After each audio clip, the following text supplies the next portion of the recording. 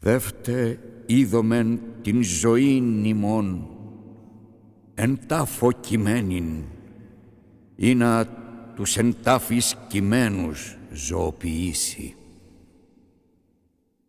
Η ζωή εν τάφο κατετέθης Χριστέ και αγγέλων στράτιε εξεπλήττοντο συγκατά βάσιν δοξάζουσε την σύν.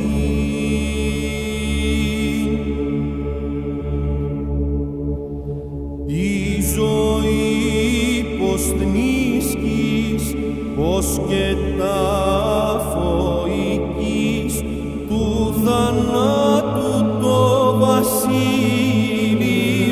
λύσδε και του αδού τους νεκρούς εξάνιστας.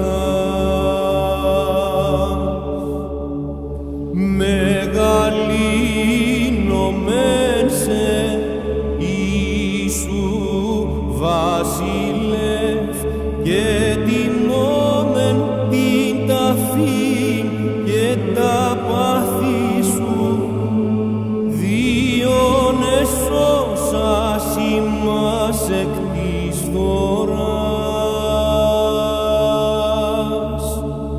Ο δεσπότης πάντων καθοράται νεκρός και νήματι κενό κατατίθεται ο κενός στα μνημεία των νεκρών.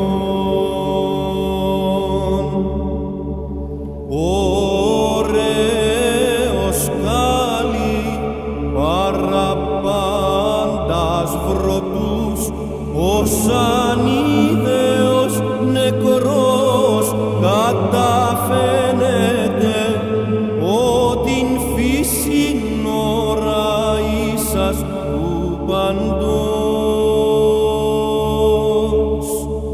Ο θαυμάτων ξένων, ο πραγμάτων κενών, ο πνοής μη χορηγός απνούς φέρεται, ειδευομένος γερσί του Ιωσήφ.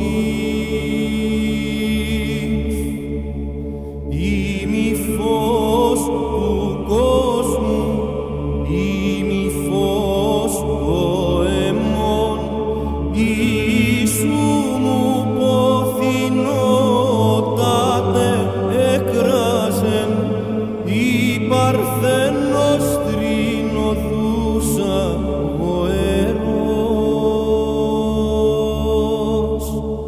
Ο Θεέ και λόγε, ο χαράι εμεί, πως εν έγκο σου ταφήν την τρίμερον, νυν σπαρατώ με τα σπλάχνα μητρικός.